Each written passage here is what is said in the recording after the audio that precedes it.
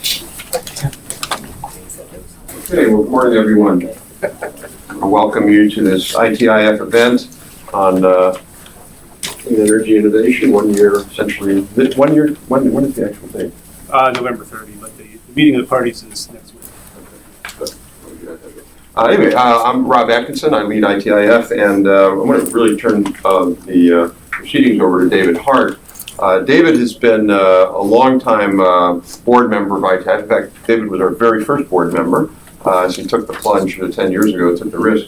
But more recently, David has agreed to be a senior fellow to lead our clean energy work, and really just couldn't be more pleased. And the first product out of the box, if you will, is this new report today that we're releasing, rescuing the low carbon energy transition from magical thinking. So we're going to poll people later to see which camp of magical thinking you all subscribe to. I'm a science magical thinker. We'll see what everybody else is. But in any case, let me just quickly introduce David. David will introduce really a great and distinguished panel this morning. We'll go till precisely 10:30 and then adjourn. As I mentioned, David's a senior fellow here, but in his day job, he's the director of Center for Science and Technology Policy at George Mason. He has worked on clean energy innovation for many, many years. He's the co-author with Richard Lester at MIT of Unlocking Energy Innovation, which if you haven't read that book, it's an excellent book. Published many articles in both academic, peer-reviewed journals and policy venues on clean energy. In 2016, he prepared a set of clean energy technology case studies for DOE.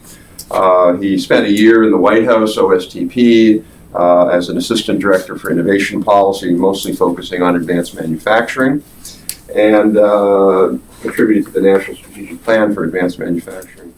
And then also wrote a report on essentially what became the NNMI, the National Network of Manufacturing Innovation, and how it should be structured. So with that, David, thank you. Thanks, Rob. Let me welcome everybody here and over the web. We are live streaming and live tweeting this event. If you want to send questions in, the hashtag is #ITIFEnergy, and we'll respond to those. So I want to first thank Rob and Sam, Harry, the staff here. It's been a great start to this effort. I'm really excited that we're reviving the clean energy thrust at ITIF, which has laid a great platform for the work here. So my fervent hope, as expressed in the paper and an op-ed that's up this morning, is that innovation can be a theme and an objective around which a broad coalition can form. We have a climate debate that's kind of stuck, and once this election is over, which we think it will be, November 8th, there's an opportunity, I hope, to try to move this debate forward. So that's the thrust of the paper. My view is that everybody in the debate is a little bit right, but also everybody indulges in some magical thinking about whether we have the energy systems and technologies that we need to get to the Paris goals, or for those like me who don't think we have those systems, some magical thinking about the kinds of policies that are needed to get us there. Now, it might be argued that my idea that we can unfreeze this debate has a little bit of magical thinking in it as well, and I'm willing to fess up to that, but the Cubs are playing the Indians in the World Series, so the spectrum of the possible is expanding a little bit.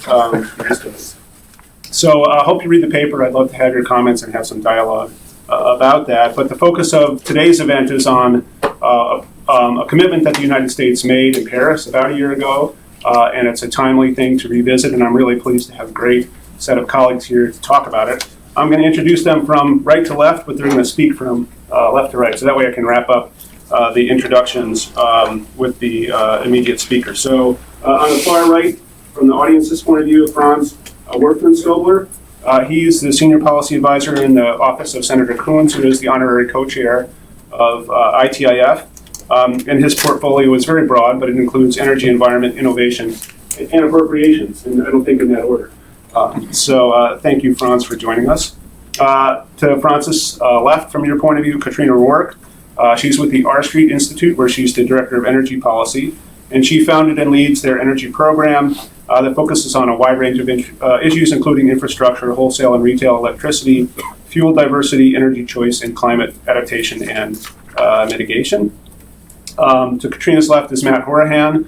Matt is the director of the R&D Budget and Policy Program at the AAAS, and probably well known, if not by his face, by his many publications to most people in this room. So he's kind of the go-to guy on what's happening in the R&D budget policy process, but also, can we say, an alumnus of ITIF, cut his teeth, also an alumnus of George Mason. So he's really hitting all the bases, Matt. And then our first speaker today, to my left, is Doug Rand. Doug has a kind of a polymath. He's a playwright, a lawyer, business school. Well, we won't hold the MBA against you, but for the last 6 years or so, he's been working at OSTP, which is kind of a marathon. I mean, the marathon is coming to an end, but it's impressive that he can stick it out with all the running through the tape. Yeah, running through the tape, but not slowing down. That's what we hear from OSTP. And his title there is Assistant Director for Entrepreneurship, but it doesn't do justice to the wide range of issues that he's covered. But certainly entrepreneurship and immigration and those two things together have been a big focus for him.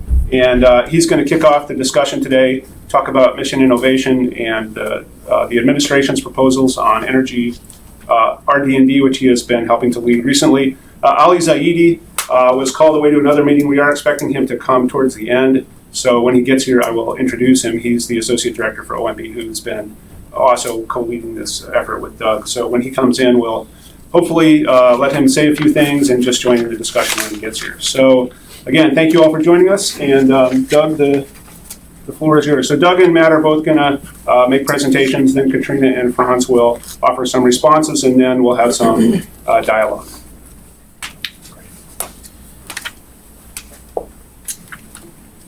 Well, thank you, David. It's good to see you again. And thank you to ITIF, to Rob, and to my fellow panelists for coming out today. Thank you for everyone here and out in the internets as well. It's really a pleasure and honor speaking with you this morning about the U.S. commitment to mission innovation. That's I'm going to focus on, and you'll hear a number of really valuable perspectives from my fellow panelists as well.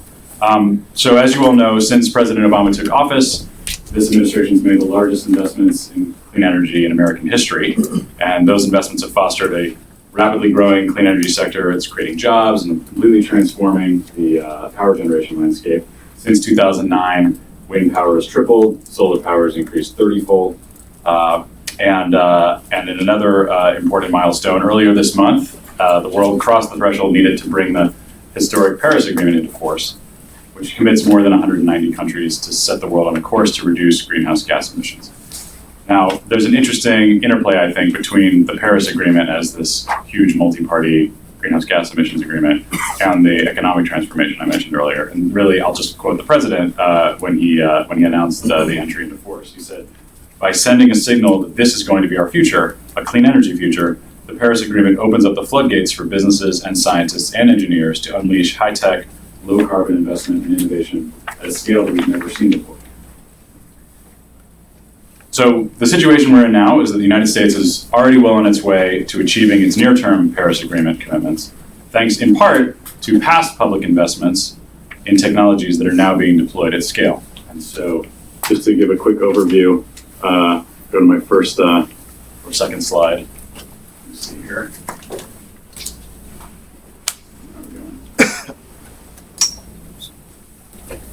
When it comes up, you'll see the Department of Energy recently released its latest update of its Revolution Now report, which talks about some a mix of technologies that are being deployed right now. You're familiar with all of them. What you may not have seen before is just how dramatic the cost curves are looking these days.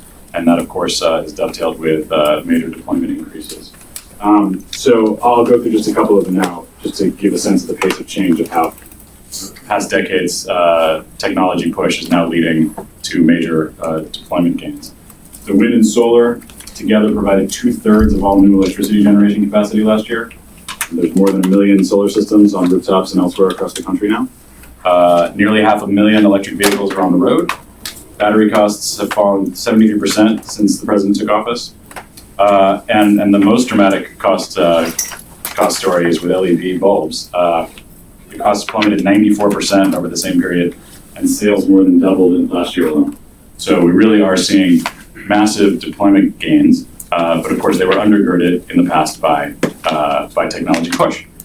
So I encourage you all to read David's paper. It's really fantastic articulation of a number of different viewpoints that we should all hopefully be able to hold in our heads at once. And so I just want to be clear that I'm going to be rah-rah on technology and science push today because that's the subject of our panel. But I hasten to add that that's not the only solution to our climate change challenge.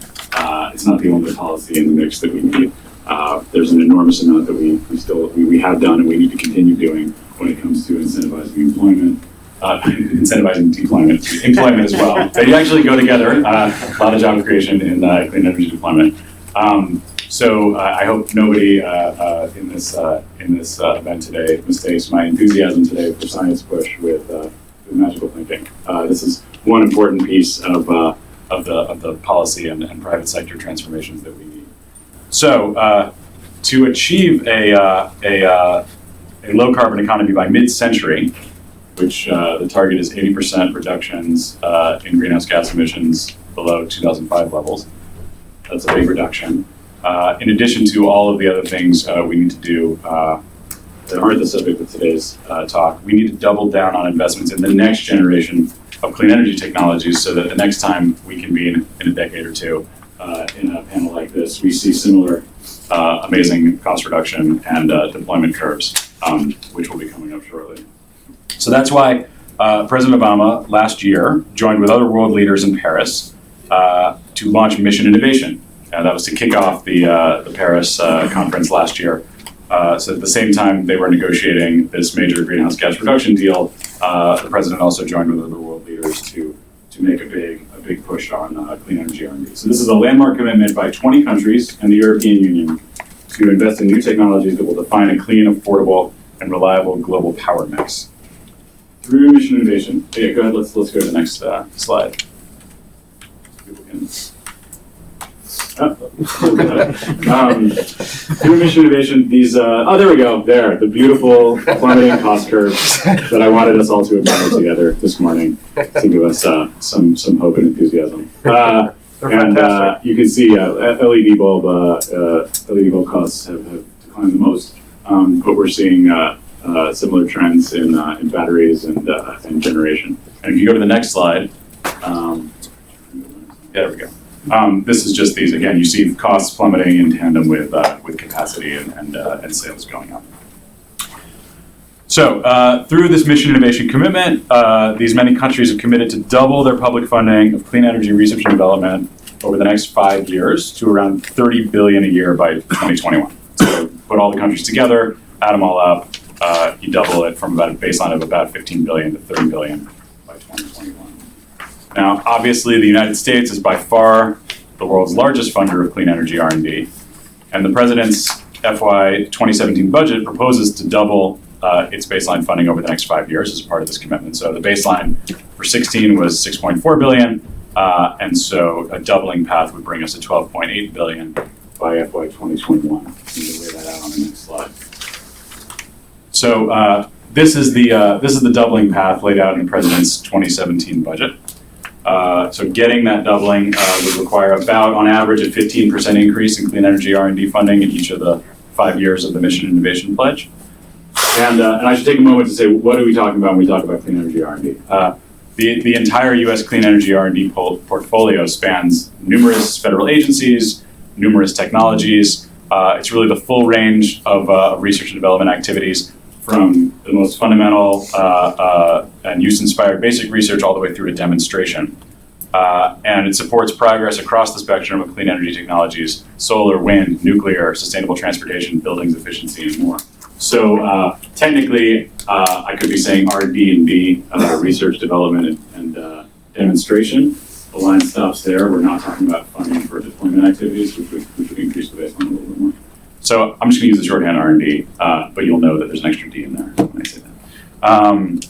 So the Office of Management and Budget, led in part by Ellie Zaidi, who you'll be hearing from shortly, recently released an updated summary of the FY17 plan for mission innovation, which lays out how these investments would be used across agencies and across technologies. So I'd like to do a little bit of a deep dive into that, if you'll permit me. We'll go to the next slide. So this is kind of the picture of the president's proposal for mission innovation in year one, right? That initial commitment, which is about which is trying to get off to an aggressive start. The president's proposal will be about a 20% increase above the 16 baseline. And this is how it breaks down by agency. Obviously, there's not enough room on the screen to show DOE, Department of Energy, relative to the other agencies, because more than 3/4 of the federal government's clean energy R&D investments are at DOE. So I'll start with them. This increase would yield $5.9 billion in FY17, and that again would fund a whole spectrum of clean energy technologies. And this DOE increase would be 21% higher than the 16 enacted level. And let me just give you some highlights of what that would mean. It's a big number, and it's not just about pouring more money into the same containers. It's about using those investments in a smart way based on what we've all learned about effective R&D and commercialization over the past decade or more. So, for example, a little over $100 million of this proposal would be for commercialization efforts, really building on some successful commercialization efforts of the past several years in sustainable transportation, renewable power, energy efficiency, and particularly expanding some of the successful partnerships we've seen between industry, academia, and national labs. Over $100 million for new regional clean energy innovation partnerships, which I think is a development that is very much in line with one of the recommendations in David's paper, that energy systems tend to be regional, not national in all cases. And so it would make a lot of sense to target investments to incentivize regions of the country to come together to develop their own R&D and commercialization. There's about $260 million for advanced clean energy manufacturing R&D, including 2 new National Network for Manufacturing Innovation Institutes. This is under the umbrella of Manufacturing USA now, something that, again, I'm just going to keep giving shout outs to David for doing some of the early work, but the administration has continued to roll out these new institutes, and this would provide the funding for at least 2 more focused on clean energy innovation. $880 million for sustainable transportation technologies, both vehicles and fuels. $500 million for renewable power, and that's everything from solar, wind, and water to geothermal. And I would also emphasize that within that, it's over $200 million to support the Sunshot Initiative, which has been a very successful, so far, effort to really focus an entire DOE technology office on a commercial goal, which is making solar energy fully cost competitive with traditional energy by the end of the decade. Overall, there's a major investment in basic clean energy research, so $1.8 billion. And that goes from everything from energy production, conversion, storage, and use to also better understanding Earth and its climate. Over $800 million for nuclear programs and infrastructure. $177 million to support grid modernization, resiliency, and integration. $564 million for carbon capture and storage technologies and other approaches to improve emissions performance from energy related to fossil fuels. So that's an overview of how to spend more money wisely across the DOE portfolio. But I would also add, of course, the Advanced Research Projects Agency for Energy, RD&D, which is a new agency, relatively new agency that was first funded under the Recovery Act back in 2009, and has been focused on high risk, high reward research funding in that time, and has a pretty phenomenal track record in terms of projects that have gone on to receive private sector follow-on funding, among other success metrics. So the mission innovation budget proposal includes $350 million in discretionary funding for RPE, but also $150 million extra in mandatory funding as part of an RPE trust proposal. And that would ultimately put us on a path to getting to approximately $1 billion a year for RPE by 2021, which is something that's been recommended by plenty of independent policy analysts, not just in the administration. So obviously, again, Department of Energy, major contributor to our clean energy R&D portfolio government-wide, but there's a lot of other agencies on this chart as well, and they are agencies with different missions, agencies with different capacities, agencies with different appropriators, and so it's important to take the entire look at the R&D enterprise in clean energy to really get a handle on what mission innovation's potential is. So National Science Foundation, the proposal here includes over $500 million for NSF to support, as it does, a broad portfolio of investments in fundamental science and engineering related to clean energy in particular. So that's not just generation and electricity, but also fuels, not just biofuels, but chemical fuels as well. It's important to look at the clean energy portfolio within NASA. NASA's already doing pretty extraordinary R&D on both making conventional aviation more fuel efficient, but also looking at some pretty revolutionary new aircraft technologies. Obviously, this is a very timely issue with the world coming together recently as well to have the aviation community progress towards some pretty aggressive carbon reduction goals. So we need this kind of R&D to advance fuel efficient aviation now more than ever, and there's some good market signals to pull that forward. We've got increased investments at USDA, mostly around bio-based energy sources. We've got roles for the Department of Transportation, obviously, and that's everything from R&D into more fuel-efficient locomotives, aircraft, and ports, to the Department of Commerce, particularly in terms of standards making. I would also point out two things that are new. They aren't giant numbers, those two little green bars, but these are two agencies that haven't traditionally been seen as part of the U.S. clean energy R&D portfolio, but really should be. And so this is kind of planting a flag to include them. One is HUD, Department of Housing and Urban Development. And so for 17, the proposal is to provide an initial amount of money so that HUD can do clean energy R&D in the social and behavioral sciences realm, to really put out there some pilots for particularly multifamily property owners to incentivize themselves and their tenants to reduce energy consumption. And then U.S. Agency for International Development, USAID, the budget provides for about $25 million for a new R&D effort there at their U.S. Global Development Lab and their Global Climate Change Initiative to support developing countries' engagement in clean energy R&D. So obviously this is a multi-country effort. Developing countries have a particularly important role to play.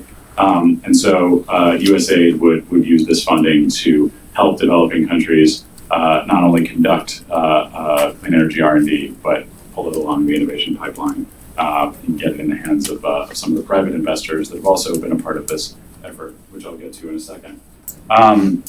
Again, I want to emphasize that it's not just about pouring money into R&D programs. It's not just how much we invest, it's how effectively we invest in order to capture all the economic and national security benefits of clean energy innovation.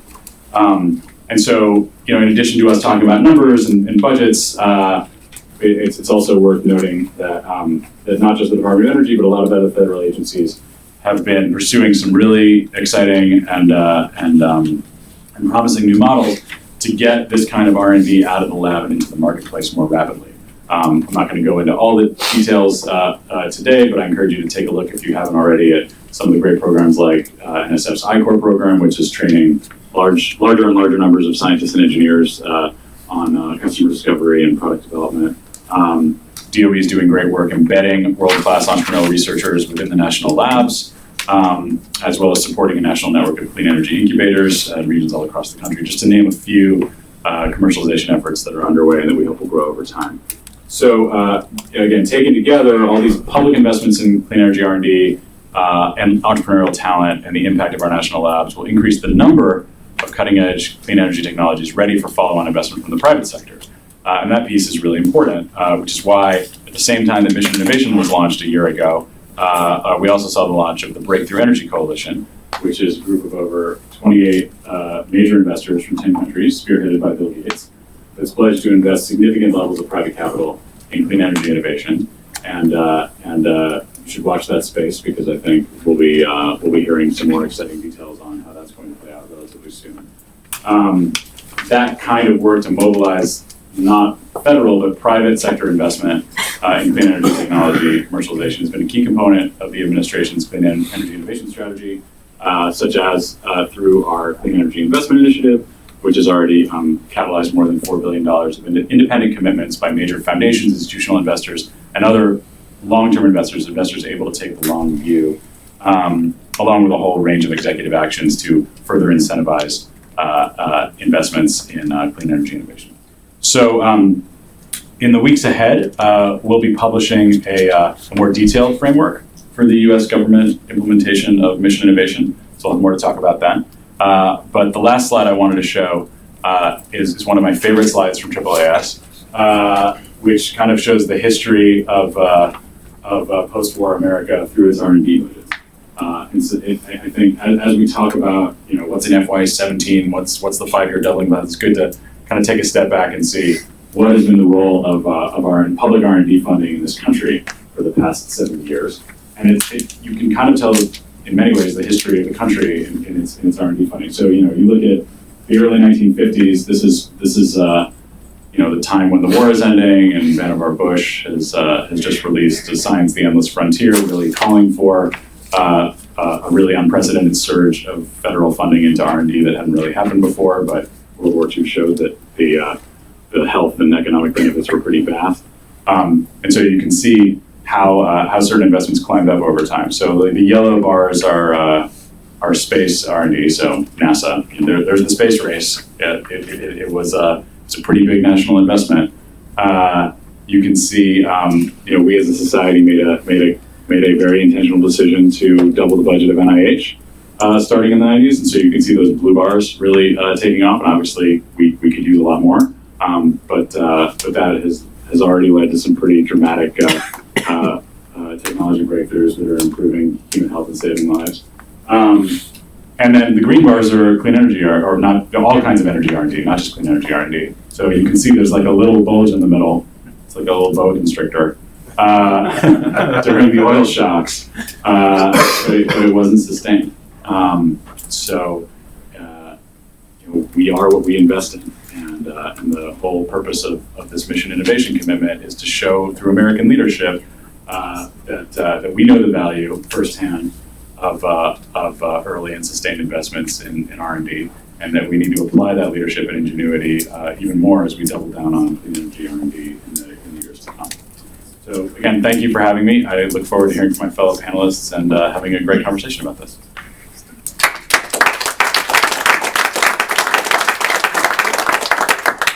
So Matt is actually the owner of that slide that you just showed, and perfect segue. What's that? The curator of that database.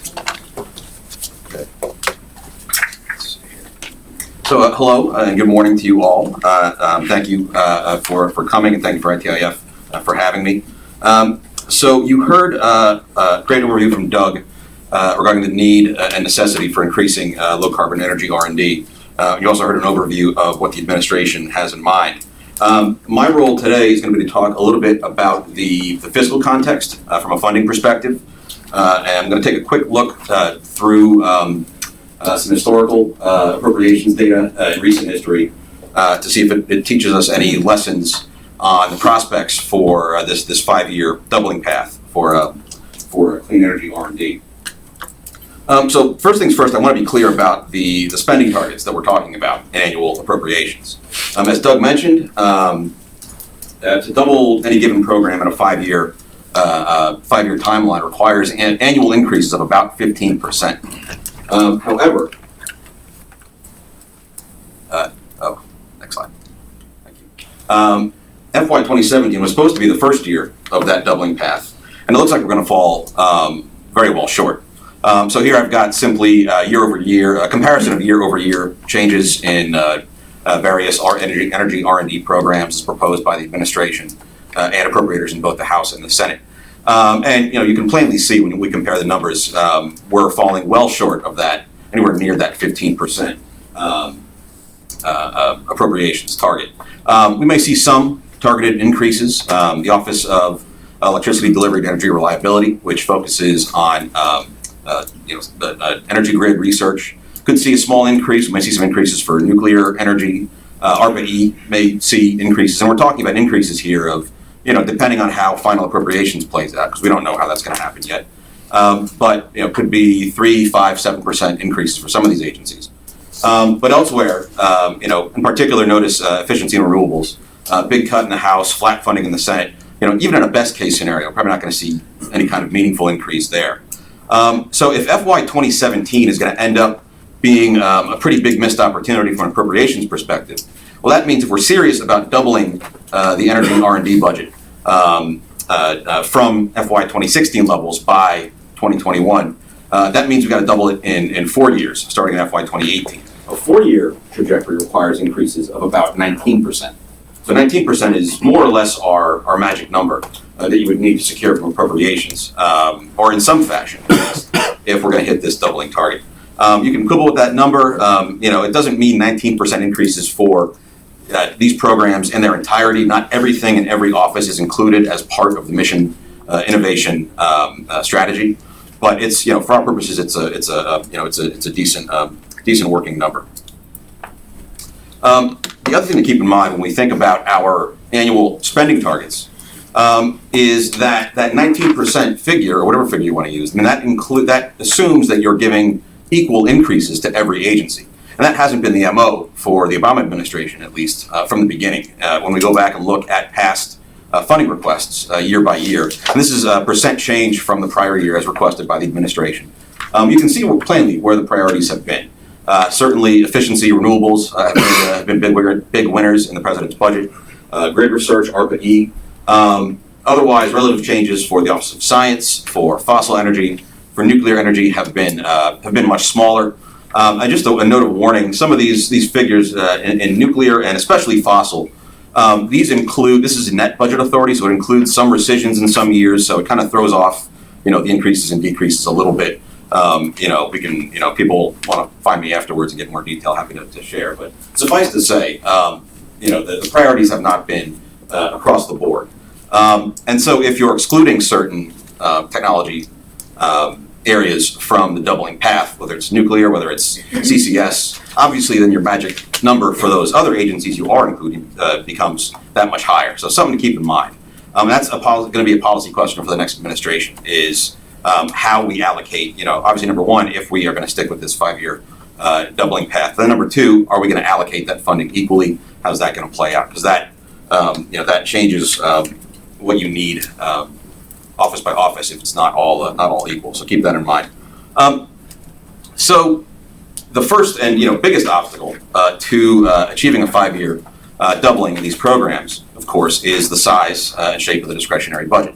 So I've got here displayed both actual non-defense discretionary spending since FY 2011, as well as some of the spending caps that were put in place by the Budget Control Act. That lower dotted baseline, that's the post-sequestration baseline. So FY 2013 is the sequester year, and then it reflects the original spending caps the BCA put in place. Every year, of course, since those caps have been in place, Congress has acted to raise them somewhat. And we've actually got a pretty clear pattern that's kind of emerged in the past few years. We seem to be in a place where we get 1 year of pretty decent increases in the discretionary budget, followed by a pretty modest, mediocre year of more or less flat funding. That's what happened in FY 2014 and 15 under the first Bipartisan Budget Act. We had a reasonable increase in discretionary spending in FY 14, and then flat funding more or less in FY 15. Up next, we had the second Bipartisan Budget Act, which affected FY 16 and FY 17. Again, we had big increases in the discretionary budget in FY 16. Those increases were about 5.5%. That was the biggest increase in discretionary spending we've seen since the Budget Control Act put those spending caps in place. Then again in FY 2017, the current fiscal year, basically flat funding.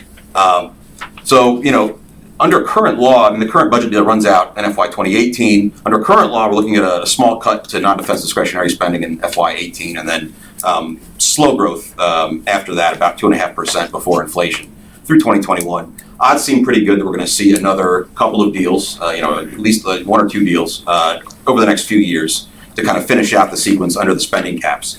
So certainly what Congress is able to do on the discretionary spending front is going to have a big impact on whether or not we're really going to be able to meet this 5-year doubling target.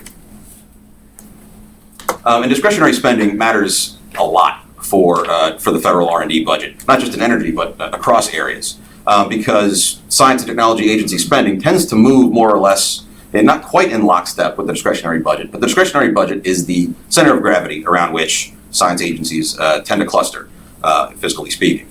For one example, we can go back to the NIH doubling that Doug mentioned. And you can see, here what happened with the NIH budget between 1998 and 03, kind of went up into the stratosphere.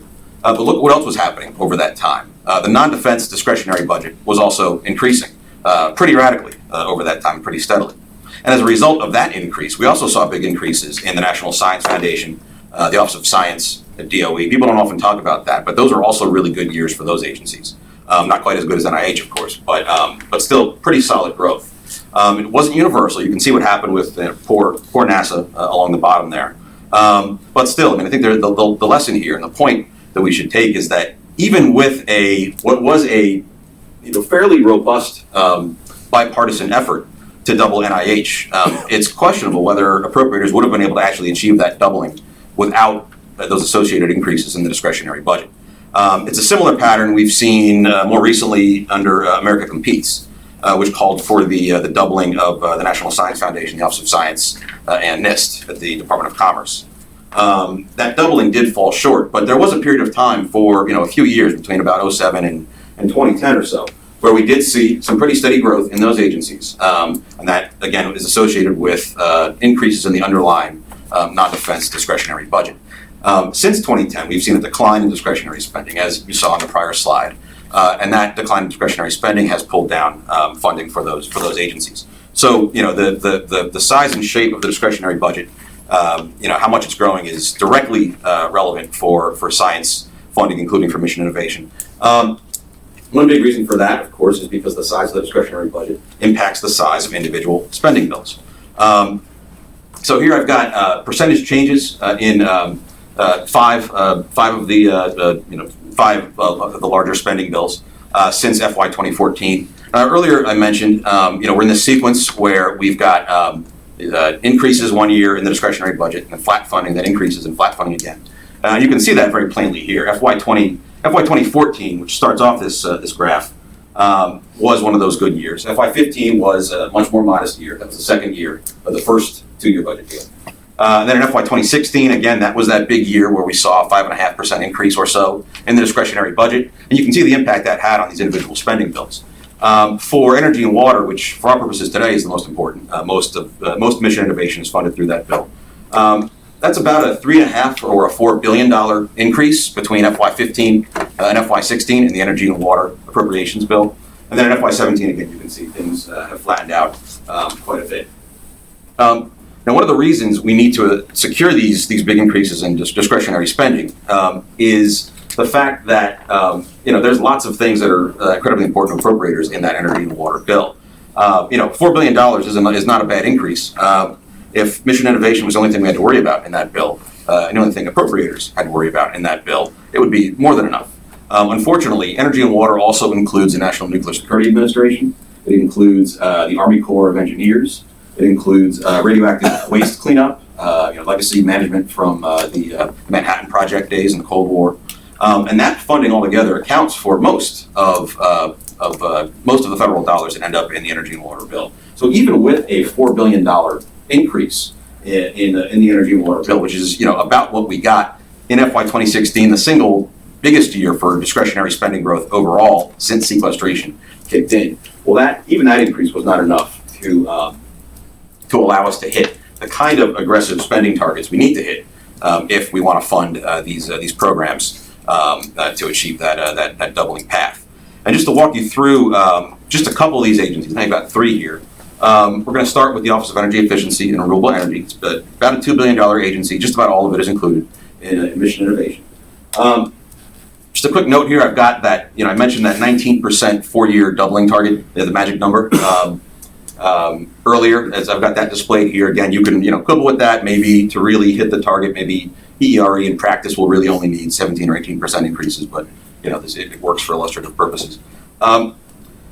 The other thing to note about this and the next couple slides, FY 2010 was the only year the president actually had appropriations from a democratically controlled Congress. Every year since then, starting in FY 2011, Republicans have been in control of at least one of the chambers of Congress. Now you can see plainly, I mentioned earlier, of course, efficiency and renewables have very plainly been maybe the biggest R&D priority of any sort for this administration. You can see what they asked for, almost every year since FY 2012 at least, major increases, well ahead of that doubling target. You can also see they've almost completely failed to get those increases. In FY 2011, that was the first year discretionary spending began coming down following the Republican takeover of the House. EERE got pretty well whacked. FY 2013, that was a sequestration year. And then FY 14 and FY 16, those are the good years, the good years where discretionary spending was growing in the first year of these two-year budget deals. And you can see where things end up. I mean, those are not small increases for EERE in 14 and 16, but still incredibly short of any meaningful target for a four-year doubling path. Okay. Up next, we've got the Office of Science. You'll note here my magic number for four-year budget doubling is a little bit lower. That's because most of the Office of Science doesn't seem to be included in mission innovation. Only a couple of billion, basically, of the Office of Science out of a $5 billion budget. So what this magic number, it's a back-of-the-envelope calculation I put together. All it is assuming that the mission innovation portion of the Office of Science budget doubles in that four-year timeline, and the rest of the office grows simply at the rate of inflation, which seems like a reasonable supposition. So again, you can see here the administration, the requests in a relative sense have been a little bit smaller than the ERE. But still, we had a couple of years where it would have hit, the requests would have hit that four-year doubling target. We had 1 year in appropriations, FY 14, where appropriators were actually able to get the Office of Science an increase that would have allowed them to achieve the doubling target. Otherwise, we've fallen again pretty well short. Although certainly if you compare the request with appropriations, appropriators did seem about as supportive of the Office of Science as EERE. So they're similar orders of magnitude. And last one I'll show you is the Office of Nuclear Energy, which, as I mentioned before, from a funding perspective, has not been a big priority for the Obama administration, even though it is included in the mission innovation strategy. Nuclear energy, it's about a $1 billion or so office. So it's a little bit smaller from these, smaller than the other two offices I've showed you. And again, so this is a little bit different in that the administration generally proposed cuts or flat funding. There are very few years where we would have seen a pretty significant increases for our nuclear R&D technology in the requests. The appropriators have been much more supportive, relatively, of nuclear energy compared to the administration. You can see, every year since FY11, we've seen a more generous appropriation for nuclear energy than the president had asked for. So obviously, we have been falling short, and that certainly raises some questions about the how realistic it really is to try and double these programs in the current context over these next five years or so. I didn't want to entirely ignore some of the other programs included in mission innovation. So just very briefly to kind of walk down some of the bigger ones. USDA has actually fared a little bit better than some of the other programs at DOE. The competitive grants program in particular has seen some pretty steady growth. It's a relatively new program. It's been around for less than 10 years, I think. Appropriators do seem to be pretty interested in engaging on that program and providing some pretty robust funding increases year to year. So that may be one area where progress is maybe a little bit more likely. NASA aeronautics, from the appropriations perspective, it's actually really hard to predict. It's often kind of all over the map. This year there's a big difference between the House and the Senate on what would actually happen there. Its funding has fluctuated more on the decline side over many years. It's one of the more unpredictable accounts we've seen from an appropriations perspective.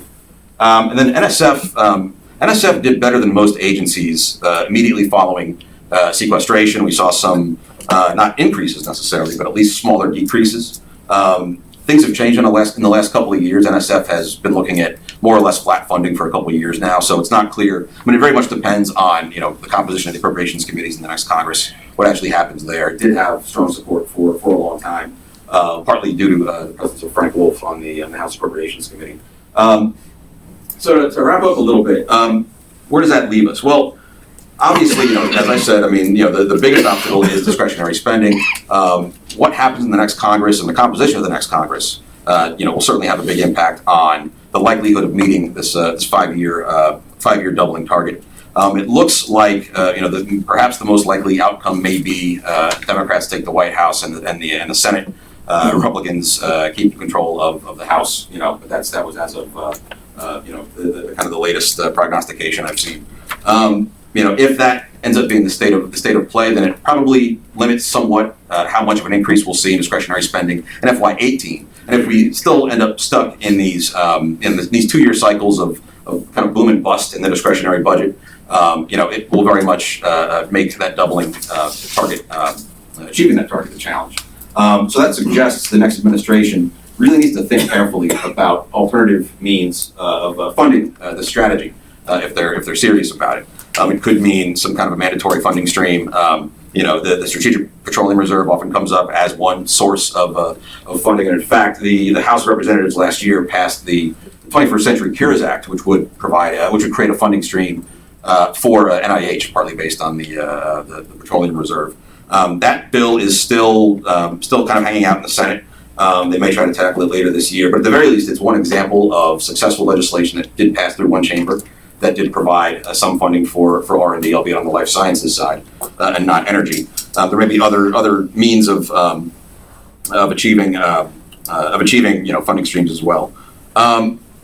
The other kind of piece of this, of course, is that if we do want to keep trying to fund these activities through the discretionary budget, it may require the next administration to come to the table with a bit more of an actual deal than we've gotten from the current administration. They may have to find some things to give up, whether it's elsewhere in the discretionary budget or elsewhere on the mandatory side. It's clear that business as usual hasn't really gotten us where we need to go on the funding front. And then the last thing I'll mention regarding the prospects for mission innovation in the next Congress, the next administration. I think it is an open question whether there may be more success if they can a little more evenly distribute some of those funding increases. Nuclear energy, again, as we've seen, has been mostly left out of the Obama administration's big fiscal growth plans. And same thing with, I didn't show you the Office of Fossil Energy, but carbon capture and storage and other related activities at the Office of Fossil Energy. They are included in mission innovation, but again, they haven't been a big priority from a funding perspective for the administration. So, given that Republicans tend to favor those programs over some of the others, it certainly stands to reason that a more evenly distributed funding approach from the next administration, will it have a lot more success? It remains to be seen, but it's something worth thinking about at least. So I'll wrap up there.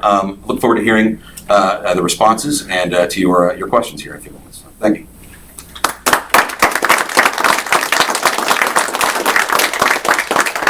Great, thank you, Matt. So I have a modest proposal to make based on Matt's presentation, which is we should just have an election every year, and then we won't have a 2-year boom and bust cycle. Wouldn't that be fun? So we have a couple of commentators to offer some responses to these excellent presentations, and we'll start with Katrina Rourke from the R Street Institute. Thanks very much. So I guess I want to talk about some context from a conservative perspective, since that comes up a lot, of a hesitation to expand research programs. So there's sort of universal appreciation that there's a strong role for government to play, especially in basic research and development. But we've seen a lot of hesitation about dramatically expanding budgets for applied research and development. Adding specificity to the outcomes that government wants to see. Mission innovation sort of directly rebuffs this hesitation because we're putting a concerted effort into increasing budgets for predictable outcomes, lower carbon technologies. And while that's a really exciting growth area and we've seen a lot of private investment flow into the space, there's still going to be a tremendous amount of hesitation from the right about putting this kind of financial commitment to bear in this sector. So this hesitation is pretty well founded because there's a lot of obstacles, and maybe this is me doing some magical thinking over here, a lot of obstacles to getting these technologies out the door and into the market if we do develop them.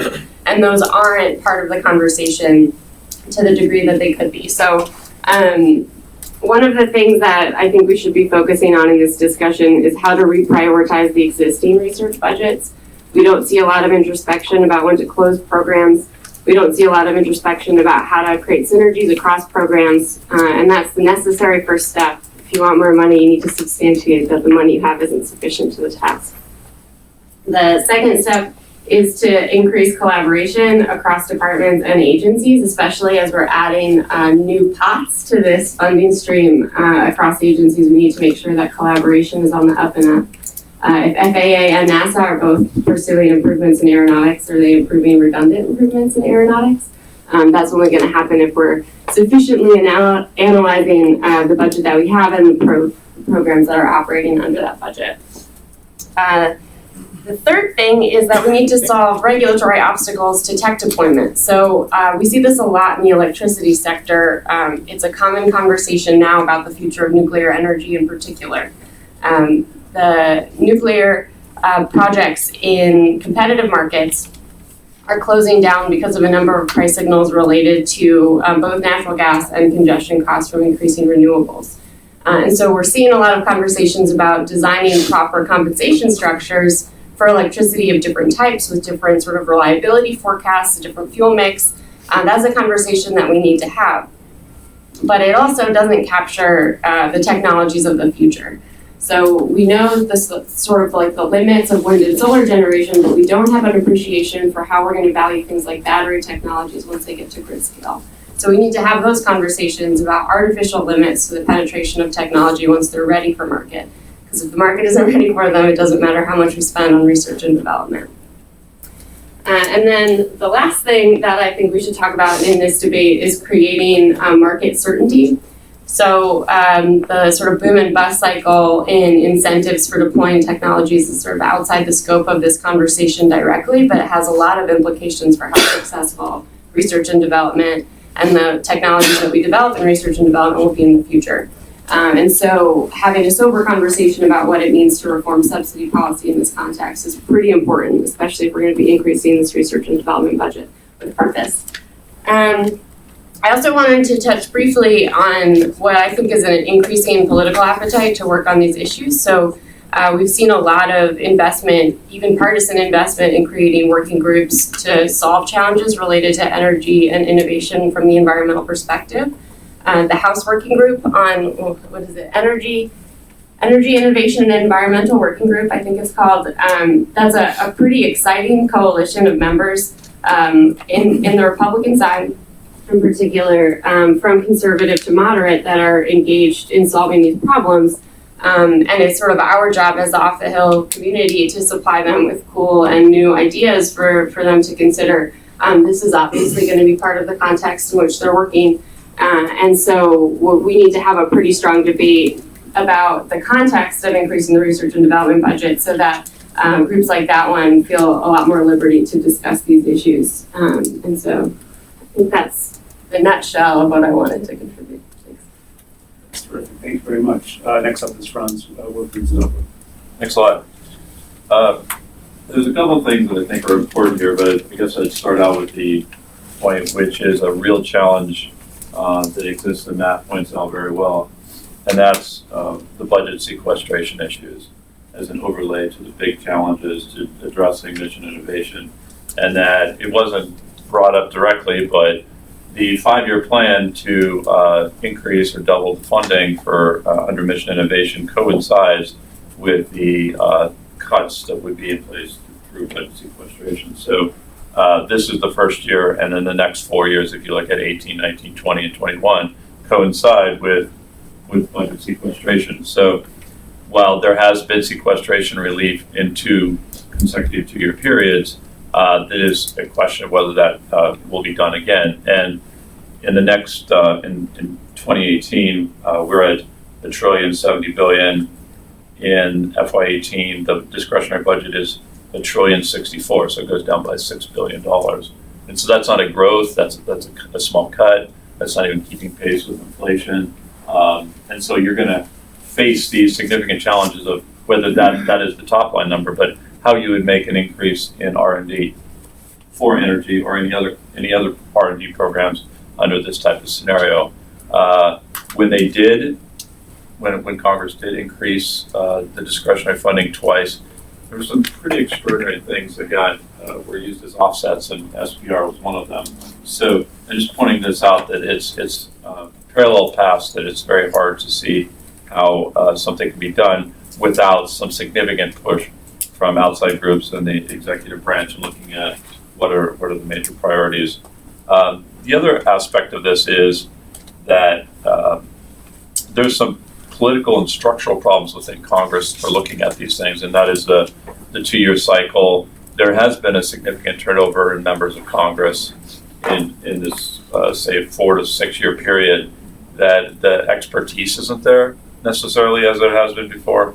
And it has been harder and harder to deal with energy, which has become a little bit more of a partisan issue. So at this point, on the authorizing side, the Senate and the House are in an energy conference, and that effort is ongoing. But the type of legislation that may come out, if there was energy legislation, is certainly not on the level that the types of ideas that are conceived in the paper that we received today to look at, that those are levels of magnitude that would have to be put in place in terms of what the Congress and what the United States would like to see, far beyond what the types of programs we're looking at this point. So both on the authorizing side and as well as on the appropriation side, there's just real structural challenges in place today.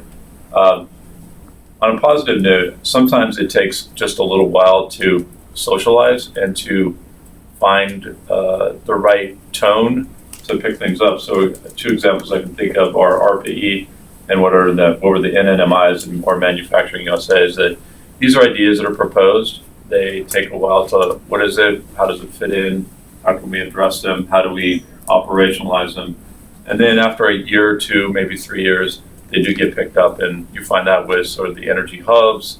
RPE is now successfully funded, starting out first authorized in 2007, then appropriated for the first time in 2009 into the future. So there are things that can be done, but it sometimes takes a few years.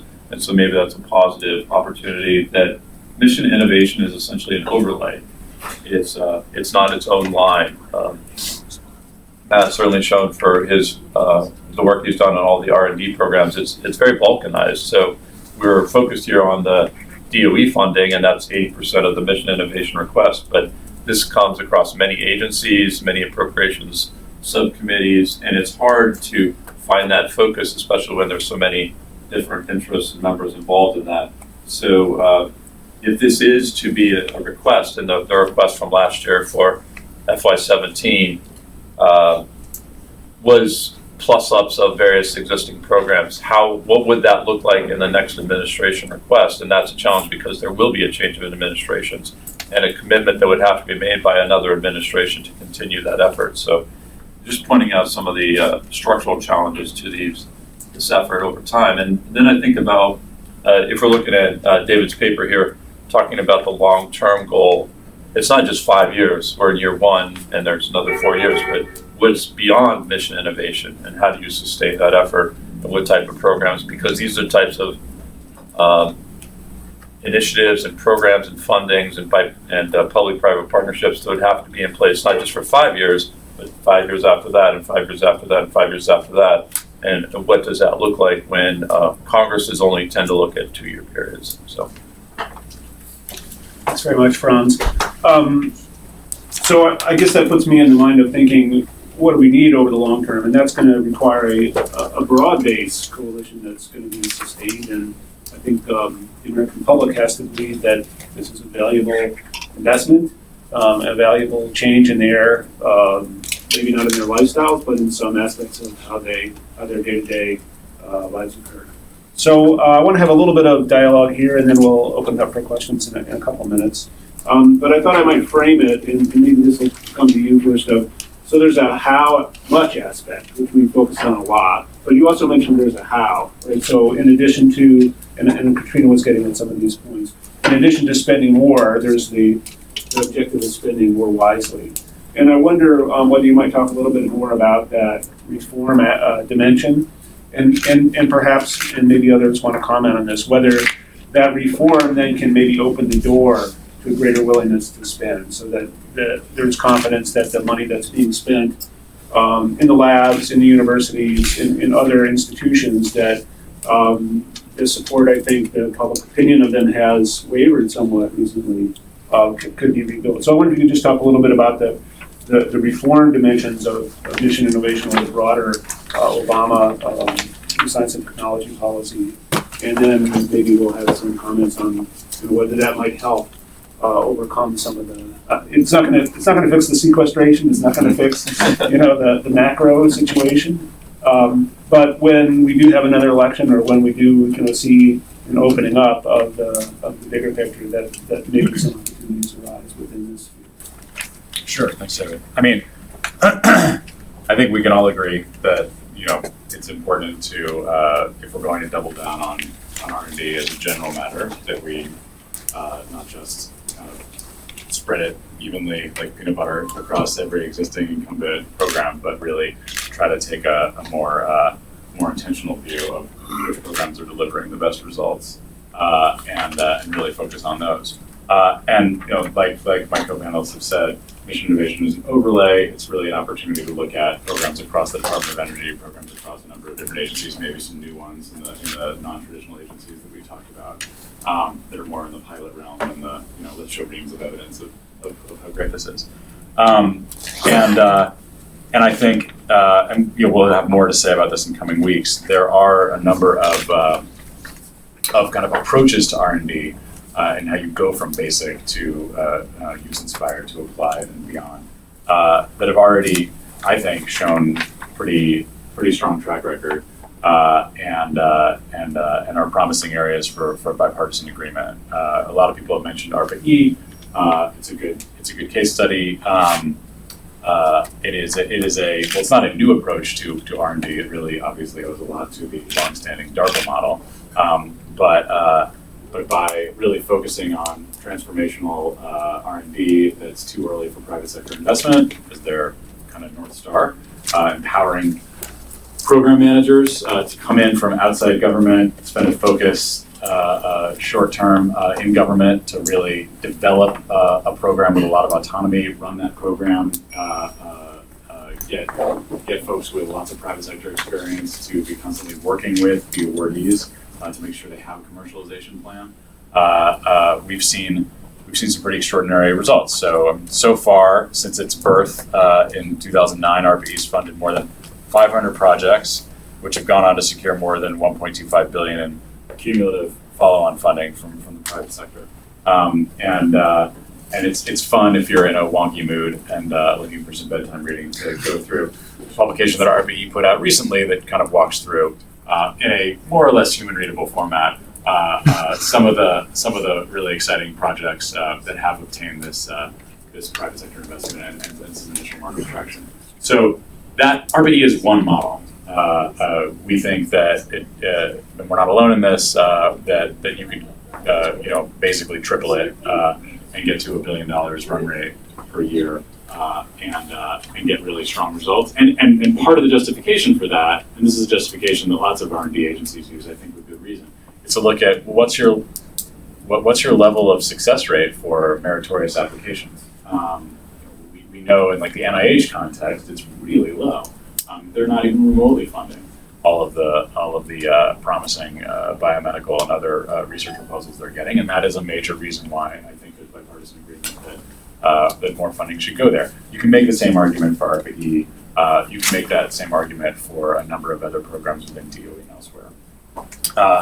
And I think that is an argument that agencies have made and should continue to make in a really precise way. But RPE is not the only game in town. At the same time that we need potentially disruptive innovations that are off roadmap, there's a lot of really good on roadmap programs that are following a technology path and looking to achieve those market outcomes. We mentioned Sunshot, which is ERE's solar R&D shop.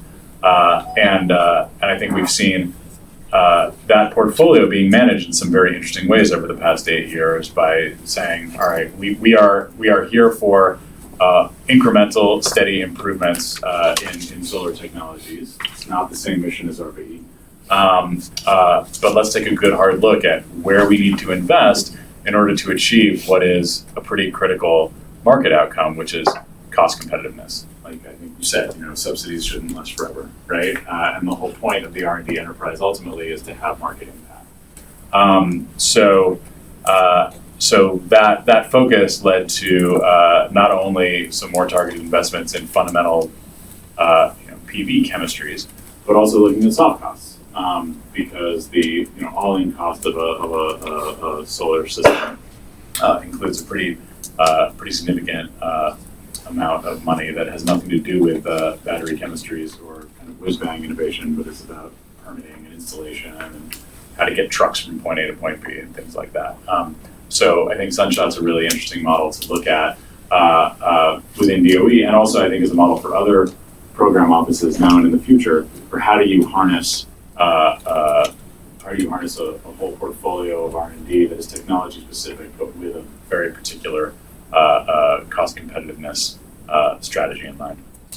And then, I'm not going to go into too much detail. We'd love to send around some more materials to this group afterwards, but there's a whole range of really low cost in the grand scheme of things, but high yield commercialization programs that the Department of Energy and NSF and other agencies have really pursued as part of our overall Lab to Market initiative over the past 8 years. That I think really increase return on investment for taxpayers by not just the traditional view of insert federal R&D funding, apply for patent, license patent, that kind of linear model, but really looking at how commercialization actually happens in terms of the talent involved, the training necessary, the fact that commercialization increasingly happens through startups, not just through licenses to big companies. And so some of the programs I mentioned before, I think for not a lot of money, are able to take this national investment in research and development and get it in the hands of some of the most talented entrepreneurs and innovators, and give them a clearer path to commercialization. I thought that you made a number of really good points, but the point about the demand side really can't be emphasized enough. That we need to have a good hard look at innovation and policy across the pipeline, and we need to make sure that whether you're looking at regulations or subsidies or any of the demand side policies, that if somebody comes up with an innovation that looks like it could be someday up on those charts for decreased costs and increased capacity, that there's actually a functioning and rational market there. Great, thanks. So we have a great group in the room, and hopefully we have some folks listening on the web who can tweet their questions in through the hashtag ITIF Energy. So let me invite questions. If you could wait for the microphone to come and state your name and affiliation. And you're welcome to direct the question to anybody on the panel, or let us choose who to respond. So the floor is open.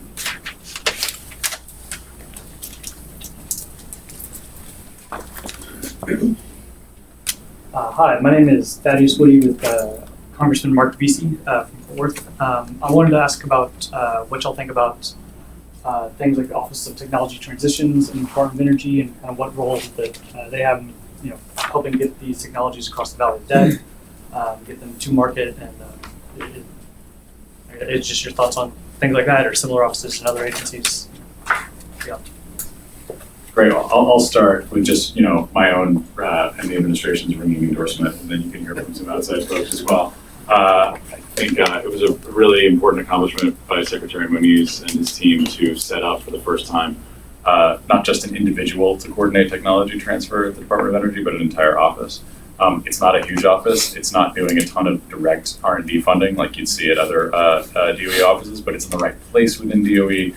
and has the right priority level to really look across nuclear and fossil and OE and also the renewables portfolio to say what are the actions that DOE can take to really make better use of its installed base of national labs, which is a lot of talent, a lot of technology, and a lot of taxpayer investment.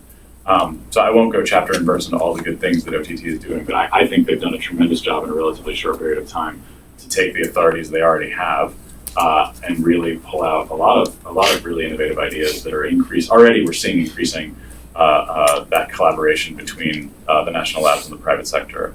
And they're also doing a good job of taking things that are kind of bubbling up from one part of DOE and making sure that other parts of DOE are taking advantage. So I think sustained support for the Office of Technology Transitions is something we hope that Congress will take a good look at.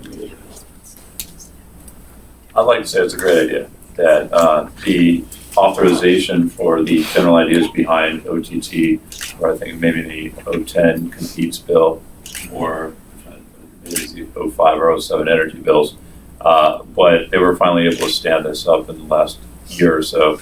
And it is critical to have that type of coordinating position, both within the department, working with the labs. There's so much stovepiping within DOE that you need sort of that cross-cutting role to play, especially working with the private sector. So definitely think that they've done a great job and have come up to Capitol Hill and talk about their work. And it's a skill set that's needed to help both pull things outside of DOE, but also bring in new ideas as well.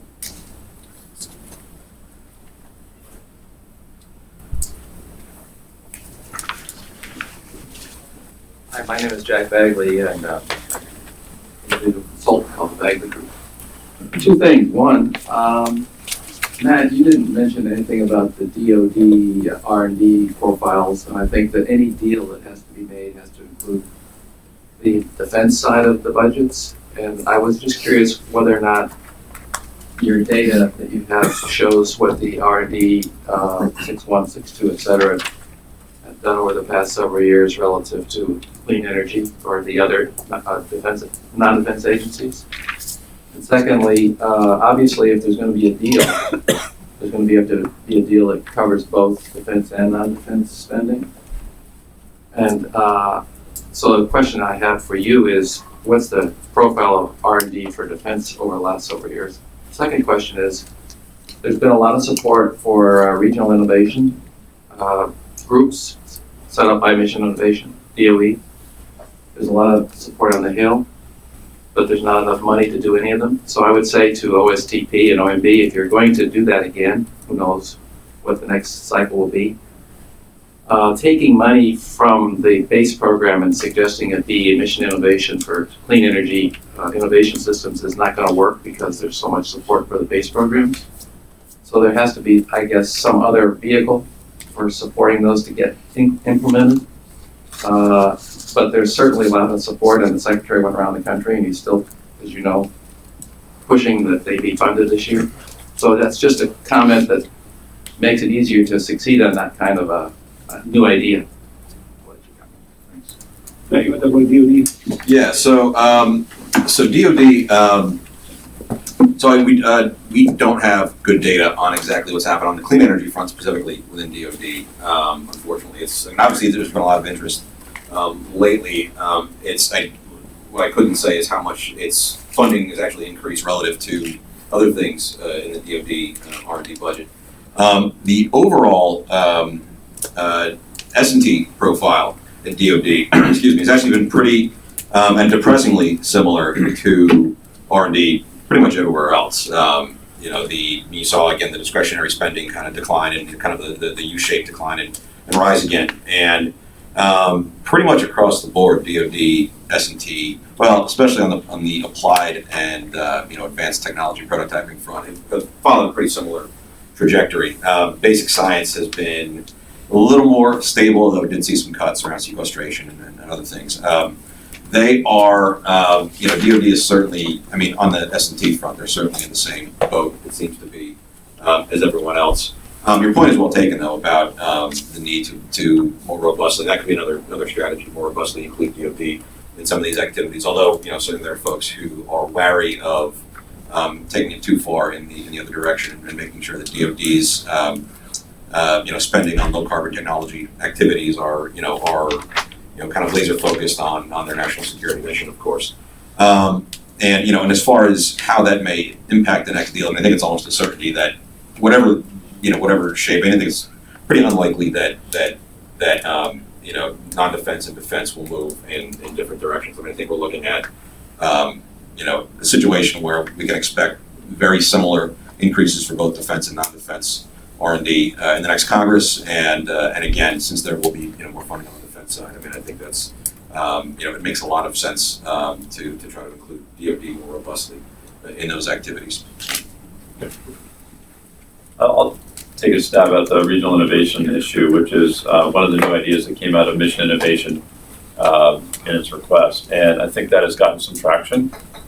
There's some interest in this, and certainly the Secretary has gone around the country and made a push for it because it fills a gap, a niche that hasn't really been addressed by other programs. To put a plug in for another paper that came out recently, the National Academy in September came out with a paper about power for change and how you would address clean energy innovation.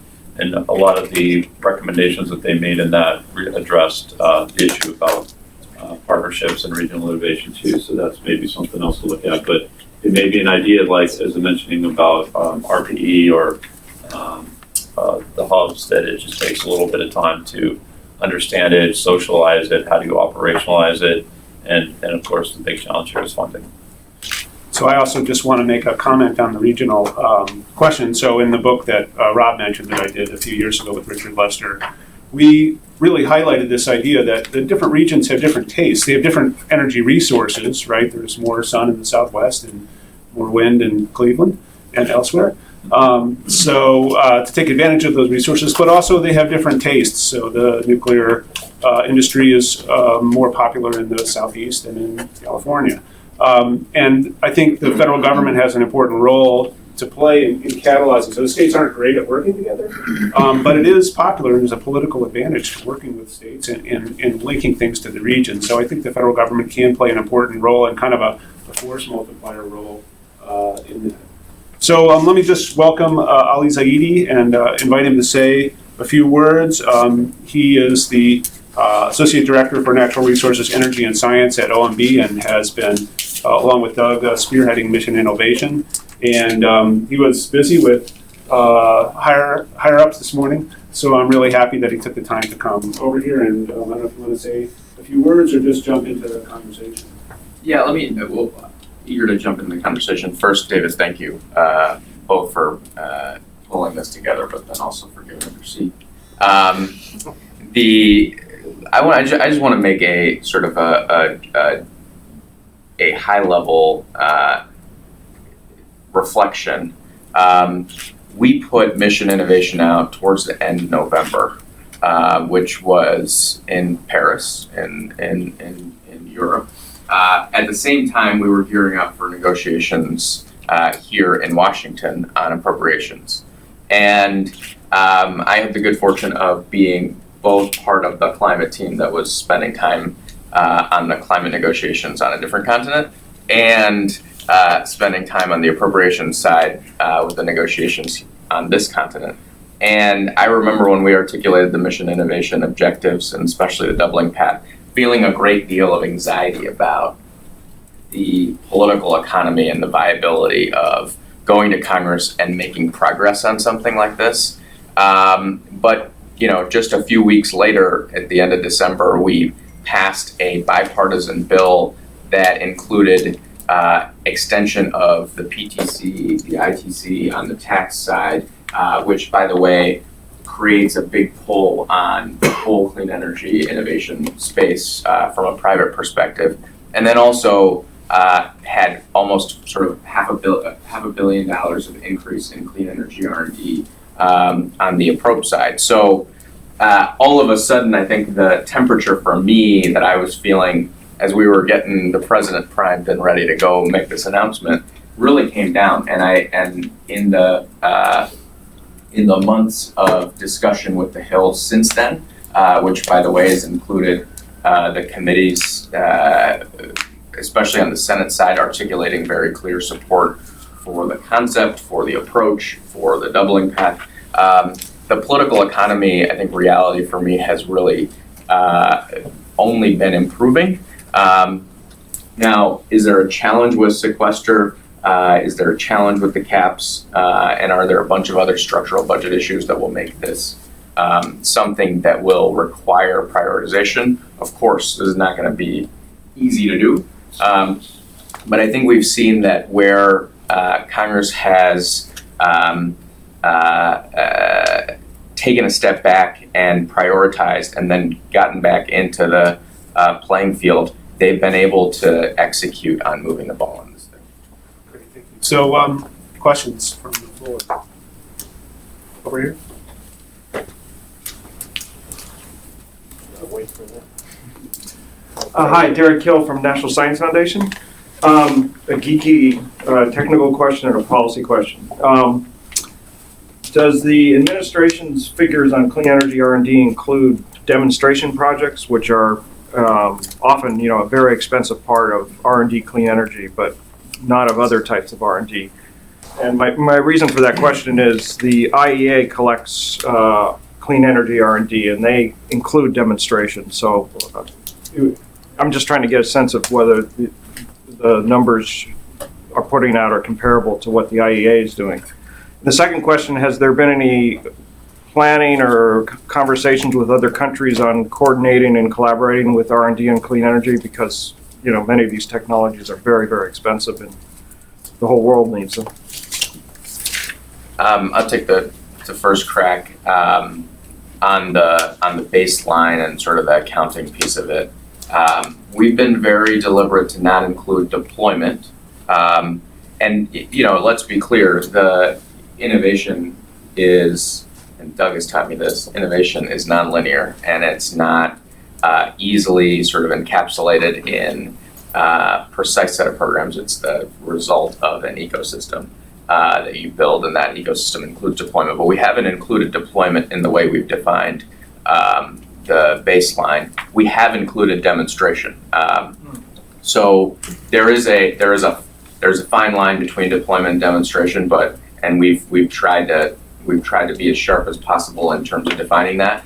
But for example, the demonstration of gas CCS or coal CCS, that's something that costs a bunch of money. You do it on a big scale, but that would be inside the baseline for our purposes.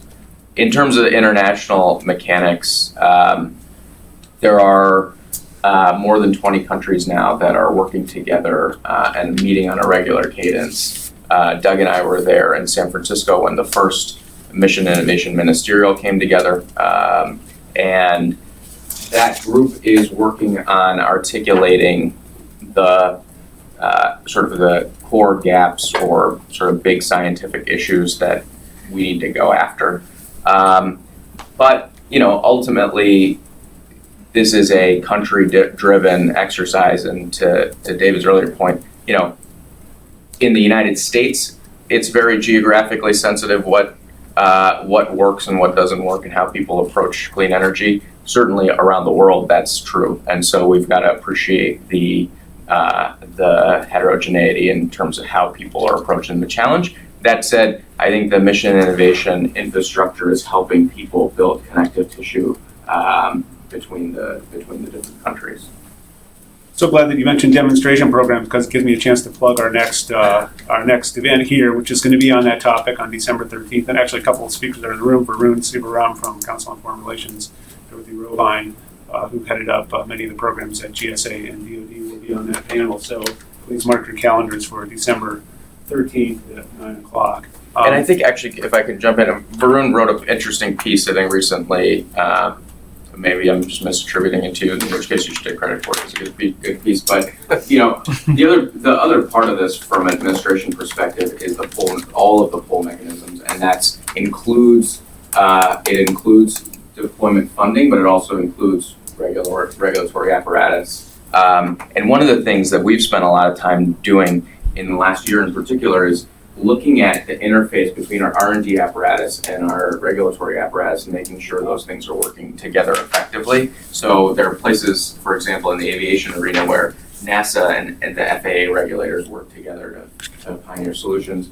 My favorite example in the whole world, which I think is shared by others, is our heavy-duty truck program, where we created a super truck program that's commercialized 20 technologies. The heavy-duty standards that EPA set for fuel economy are taking advantage of that progress. And by the way, when the U.S. and China got together to do a climate deal, one of the pillars of that was cooperation on heavy-duty vehicles. And so you see sort of from R&D to domestic regulation to international cooperation, that sort of thread runs through.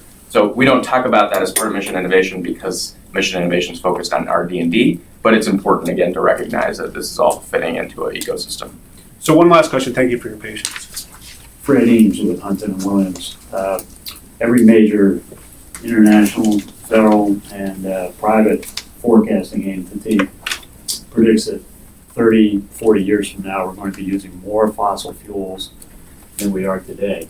I think it was Matt's slide showed that research and development funding for fossil was showing a major decrease. Why are we not spending more money focusing on carbon capture and sequestration? When you say more money, I just want to, before you give the microphone away, when you say more money, do you mean More than we are. More than we are?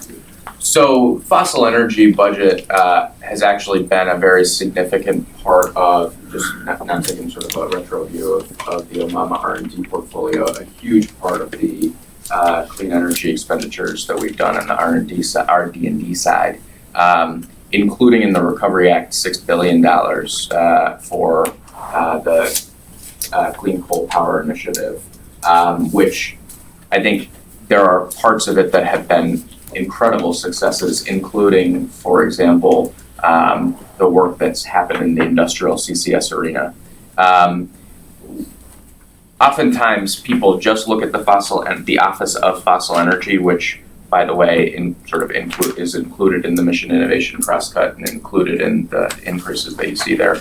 But what's important is to recognize that there's a lot of CCS and related activities happening in a bunch of places that aren't labeled that way.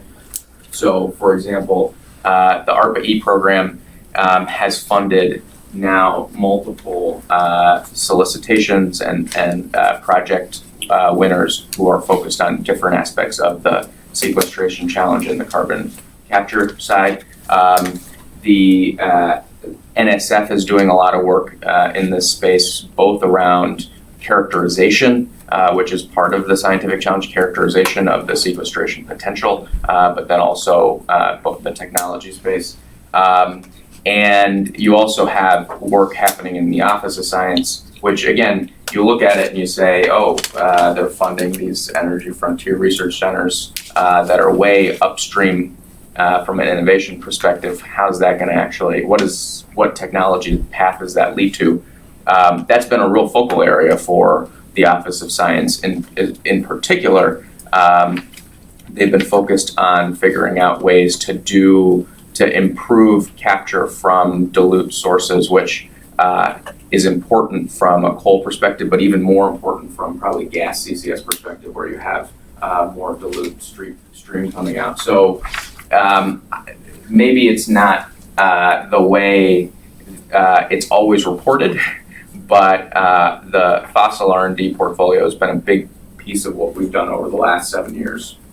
And certainly, as we've had conversations both with our private partners, international partners, the necessity of focusing on carbon capture has been one that's been off the charts, important to a lot of people, and frankly, utilization of that once you capture it. And it's because I think there's a recognition that negative emissions, which is this same technology will be useful for, is going to be a critical part of the long-term carbon path for the country and the world, and that includes biomass co-firing as well. So there's I think there's actually a great deal of work that's been done, and it's a huge piece of how we've been approaching this work. know if you want to add more to that. So we've hit our witching hour, and I guess my closing thought is go Cubs, right? They won a game. They won a game last night, and they might win 3 more. And if that can happen, then maybe other things can happen too. So let me thank everybody for coming today and for viewing over the web, and a really great panel. And I look forward to seeing you the next program on December 13th. Hope to see you there, and to continue to go out and do good work on this subject that it deserves. So thank you very much.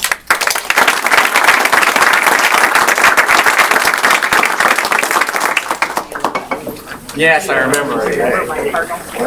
I just remember you going on. Yeah. I do remember that. Nice to see you.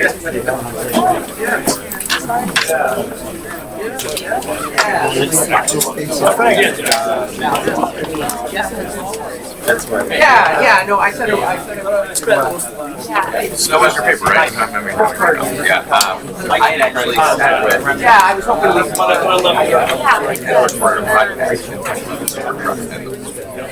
And then you wrote a piece about it.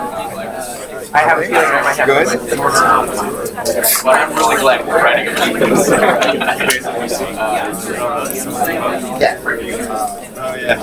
There's 2 agencies where